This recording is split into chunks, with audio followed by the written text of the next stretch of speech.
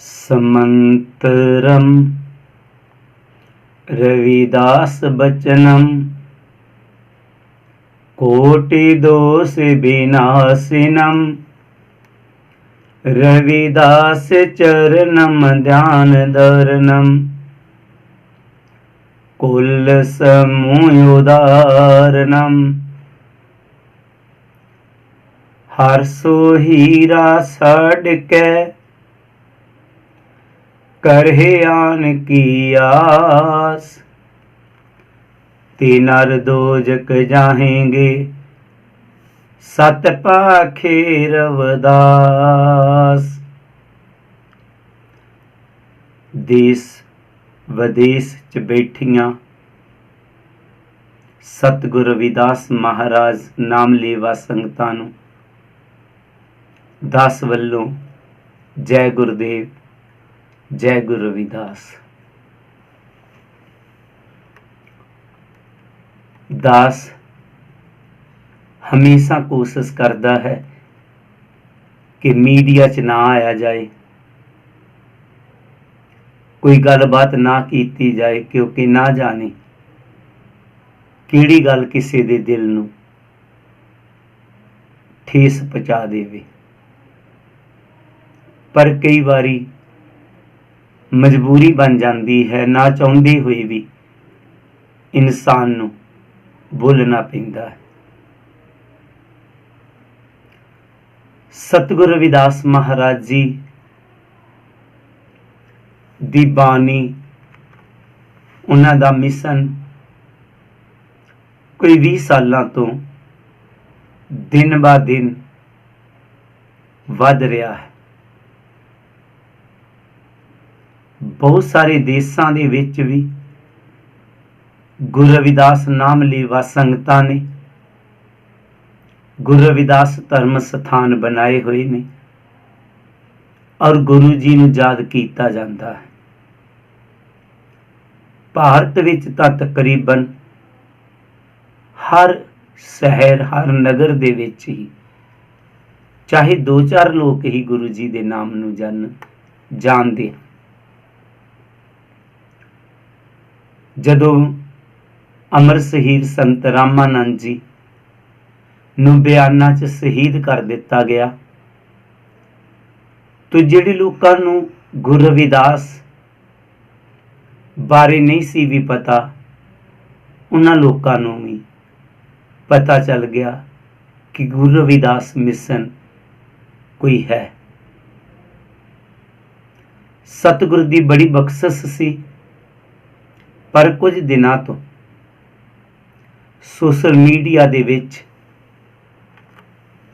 धर्म नूं लैके एक बहुत वड्डा चर्चा का विषय बनिया होया है। दास ये गल खुशी नाल कह रहा है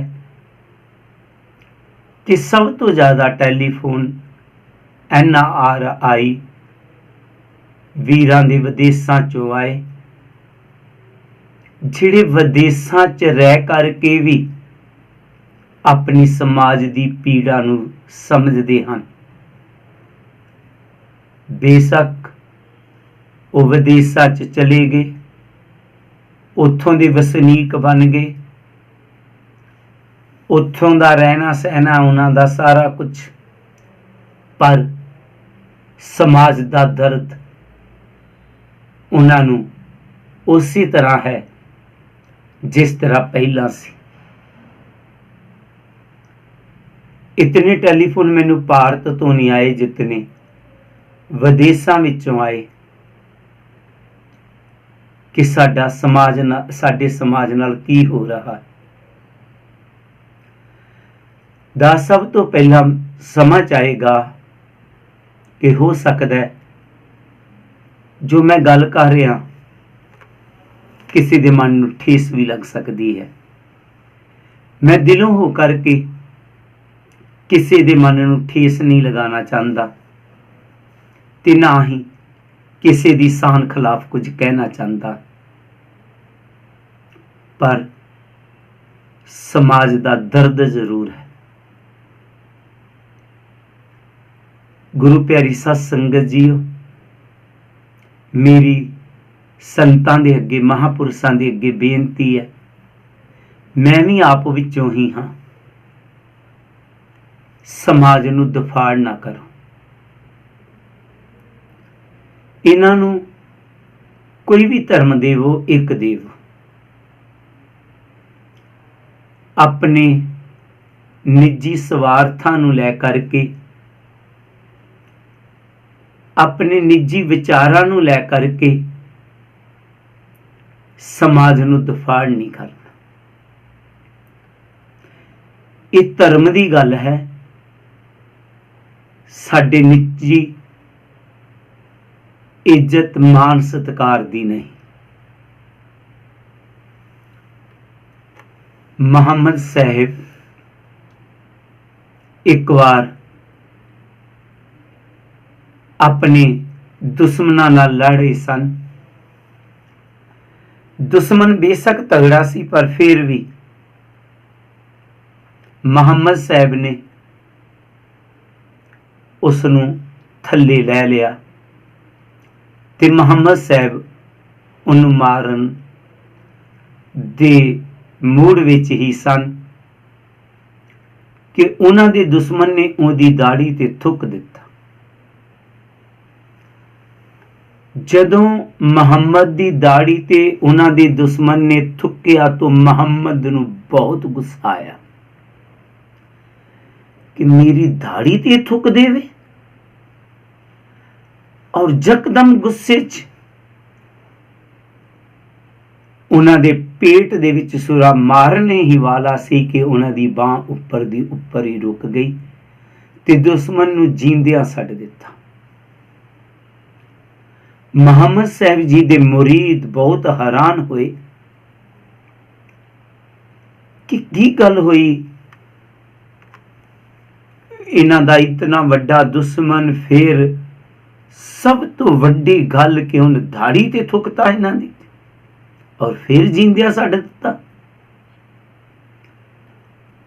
ਦੁਸ਼ਮਣ ਆਪ ਜ਼ਿਆਦਾ ਹੈਰਾਨ ਸੀ। ਆਖਰ ਮੁਹੰਮਦ ਸਾਹਿਬ ਜੀ ਨੂੰ ਉਸਨੇ ਬੋਲ ਹੀ ਦਿੱਤਾ ਕਿ ਹੈ ਮੁਹੰਮਦ, ਮੈਂ ਤੇਰਾ ਦੁਸ਼ਮਣ ਸੀ, ਤੂੰ ਮੈਨੂੰ ਮਾਰਨਾ ਸੀ ਤੇ ਮੈਂ ਆਖਿਆ ਮਰ ਤੇ ਜਾਣਾ ਹੈ, ਮੈਂ ਮੇਰੀ ਕੋਈ ਪੇਸ਼ ਨਹੀਂ ਸੀ ਜਾ ਰਹੀ, ਮੈਂ ਗੁੱਸੇ 'ਚ ਆ ਕੇ ਤੇਰੀ ਦਾੜੀ ਤੇ ਥੁੱਕ ਦਿੱਤਾ, ਜਿਹੜਾ ਕਿ ਕੋਈ ਵੀ ਬਰਦਾਸ਼ਤ ਨਹੀਂ ਕਰ ਸਕਦਾ, ਔਰ ਤੂੰ ਵੀ ਗੁੱਸੇ 'ਚ ਆ ਗਿਆ। ਤੂੰ ਮੈਨੂੰ ਮਾਰਨ ਹੀ ਵਾਲਾ ਸੀ ਕਿ ਫਿਰ ਉੱਪਰ ਦਾ ਉੱਪਰ ਹੀ ਹੱਥ ਰੋਕ ਲਿਆ ਕਿ ਕੁਝ ਸੈਕਿੰਡ 'ਚ ਮੇਰੇ ਪੇਟ 'ਚ ਤੂੰ ਛੁਰਾ ਮਾਰਨ ਵਾਲਾ ਸੀ। ਕੀ ਕਾਰਨ ਹੋਇਆ? ਮੁਹੰਮਦ ਸਾਹਿਬ ਬੋਲੇ ਕਿ ਦੇਖੋ, ਇਹ ਮੇਰੇ ਧਰਮ ਦੀ ਲੜਾਈ ਸੀ। ਜਦੋਂ ਤੂੰ ਮੇਰੇ ਤੇ ਥੁੱਕ ਦਿੱਤਾ ਤੇ ਉਦੋਂ ਮੇਰਾ ਨਿੱਜੀ ਸਵਾਰਥ ਆ ਗਿਆ, ਮੇਰੀ ਪਰਸਨਲ ਲੜਾਈ ਆ ਗਈ, ਮੇਰੀ ਪਰਸਨਲ ਇੱਜ਼ਤ ਦਾ ਕਾਰਨ ਬਣ ਗਿਆ ਤੇ ਮੈਂ ਤੈਨੂੰ ਜੀਂਦਿਆਂ ਛੱਡ ਦਿੱਤਾ। ਮੈਂ ਆਪਣੇ ਨਿੱਜੀ ਸਵਾਰਥ ਦੇ ਲਈ, ਆਪਣੀ ਇੱਜ਼ਤ ਦੇ ਲਈ ਤੈਨੂੰ ਨਹੀਂ ਸੀ ਮਾਰਨਾ ਚਾਹੁੰਦਾ, ਮੈਂ ਕੇਵਲ ਧਰਮ ਦੀ ਖਾਤਰ ਤੈਨੂੰ ਮਾਰਨਾ ਚਾਹੁੰਦਾ ਸੀ। ਉਦੋਂ ਮੇਰੇ ਮਨ 'ਚ ਵੀ ਨਿੱਜੀ ਇੱਜ਼ਤ ਆ ਚੁੱਕੀ ਸੀ। ਮੇਰੀ ਸੰਤਾਂ ਮਹਾਪੁਰਸ਼ਾਂ ਅੱਗੇ ਬੇਨਤੀ ਰਹੇਗੀ, ਕੁਛ ਸੰਤ ਮਹਾਪੁਰਸ਼ ਉਹਨਾਂ ਨੇ ਇਹ ਗੱਲ ਕਹੀ ਕਿ ਸਾਡੀ ਕੋਈ ਕਦਰ ਹੀ ਨਹੀਂ ਹੈ। ਅਸੀਂ ਦੇਖਣਾ ਸਮਾਜ ਦੀ ਕਦਰ ਹੈ ਕਿ ਨਹੀਂ ਹੈ।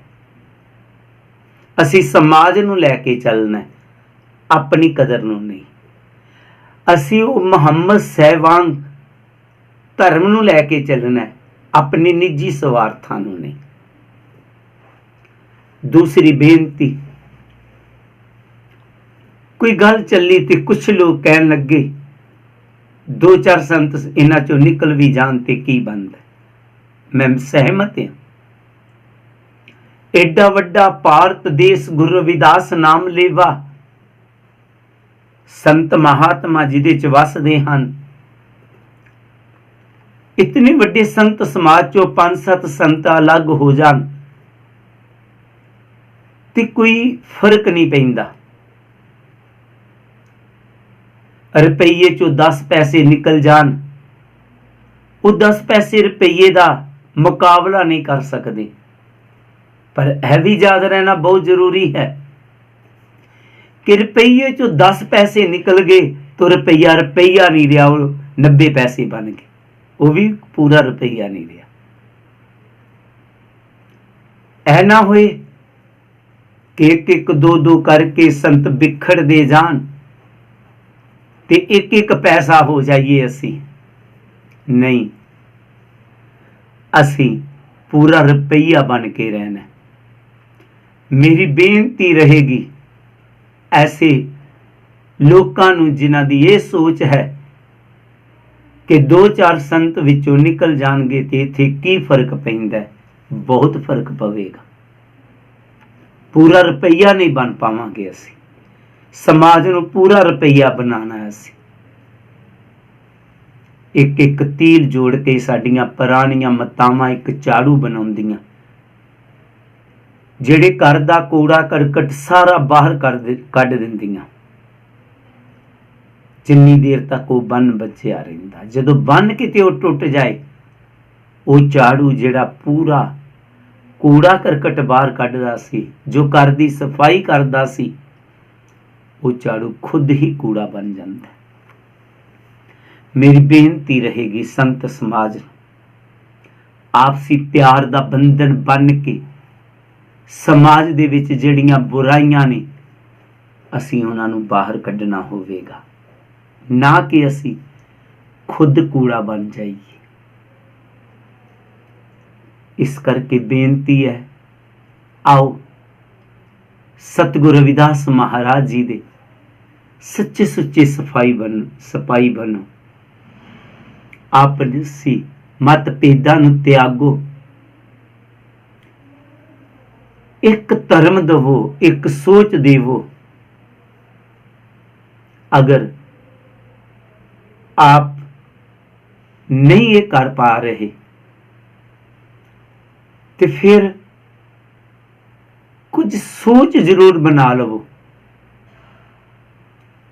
कि किस तरह असी एक धर्म दे सकने।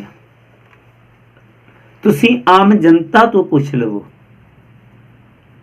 ज्यादा नहीं, जलंधर हुशियारपुर 2 डिस्ट्रिक्टां दे विच गुरु रविदास सभावां दी वोटिंग करवा लवो। तुसी केड़ा धर्म पसंद करदे हो, चाहे पूरे पंजाब दी वोटिंग करवा लवो। जिधर लई लोग ज्यादा कह देन उह धर्म नूं लोकां नूं दस दो, लेकिन बाद विच ऐ नहीं कहना कि नहीं मैं ना मानू। सरपंच दा कहना सिर मत्थे ते कहना, पर परनाला उत्थे दा उत्थे रहना। तुहानूं समाज दी गल मननी पेगी। दास ने पहला भी बेनती की, ये समाज विचारा सैकलों ते धक्के खांदा है। तुहानूं कितनियां कितनियां महंगियां गड्डियां सानूं लैके दित्तियां, मैं भी उन्हां च ही हां। साडे लई रहन लई कितने कितने सोहने रैन वसेरे बनाते इन्हां ने। असी समाज नूं की दे रहे हैं? लड़ाई, आपसी फुट। ये समाज सानू कदे माफ नहीं करेगा। ये समाज साडे कोलों आश्रम खो के, डेरे खो के इत्थे कोई ऐसे अदारे बना देगा जिहदे तो समाज नूं सेध मिल सके। मत सोचना कि समाज की कर सकता है। समाज ने सानू इत्थे पहुंचाया ते समाज नाल असी खिलावर करिए, ये चंगा नहीं लगता। माफ करना, मैं पहला ही माफी मंगी है क्योंकि लोग बहुत दुखी होकर के फोन कर रहे। बेनती है, मैं भी आप दे नाल ही ते जितने संतां महापुरुषां दे सरदालू हन अपने अपने गुरुआं नूं ਇਹ ਬੇਨਤੀ ਜ਼ਰੂਰ ਕਰੋ ਕਿ ਇੱਕ ਹੋਵੋ। ਅਸੀਂ ਜੇਕਰ ਰਾਵਣ ਵਾਂਗ ਗਲਤ ਹਵਾ ਦਿੰਦੇ ਰਹੇ ਤੇ ਜਿਸ ਤਰ੍ਹਾਂ ਰਾਵਣ ਦੇ ਸਲਾਹਕਾਰਾਂ ਨੇ ਰਾਵਣ ਨੂੰ ਮਰਵਾਇਆ ਸੀ ਨਾ, ਇਸੇ ਤਰ੍ਹਾਂ ਅਸੀਂ ਆਪਣੇ ਗੁਰੂਆਂ ਦੀ ਬਦਨਾਮੀ ਕਰਵਾਵਾਂਗੇ ਜੇ ਗਲਤ ਸਪੋਰਟ ਉਹਨਾਂ ਨੂੰ ਕਰਦੇ ਰਵਾਂਗੇ। ਮੇਰੀ ਬੇਨਤੀ ਹੈ ਕਿ ਆਪ ਸਾਰੇ ਹੀ ਰਲ ਮਿਲ ਕੇ ਮਹਾਂਪੁਰਸ਼ਾਂ ਨੂੰ ਬੇਨਤੀ ਕਰੋ ਕਿ ਇੱਕ ਝੰਡੇ ਥੱਲੇ ਆਉਣ। ਜਿਸ ਤਰ੍ਹਾਂ ਵੀ ਹੈ, ਜੇ ਇੱਕ ਤਾਲਮੇਲ ਕਮੇਟੀ ਬਣ ਜਾਏ ਤੇ ਬਹੁਤ ਵਧੀਆ ਗੱਲ ਹੈ। ਕੁਝ ਮਹਾਂਪੁਰਸ਼ ਇਕੱਠੇ ਹੋ ਜਾਣ, ਚਾਹੇ ਕੁਝ ਸੰਸਥਾ ਇਕੱਠੀ ਹੋ ਜਾਏ। 2 ਸੰਸਥਾ ਮੇਰੇ ਪਾਸ ਆਈਆਂ ਸਨ, ਪਰ ਇਸ ਲੈਵਲ ਦਾ ਕੰਮ ਸ਼ਾਇਦ ਉਹਨਾਂ ਕੋਲੋਂ ਨਾ ਹੋ ਸਕੇ। ਇਹ ਧਰਮ ਬਣਨਾ ਕੋਈ ਸੌਖੀ ਜੀ ਕਹਾਣੀ ਨਹੀਂ।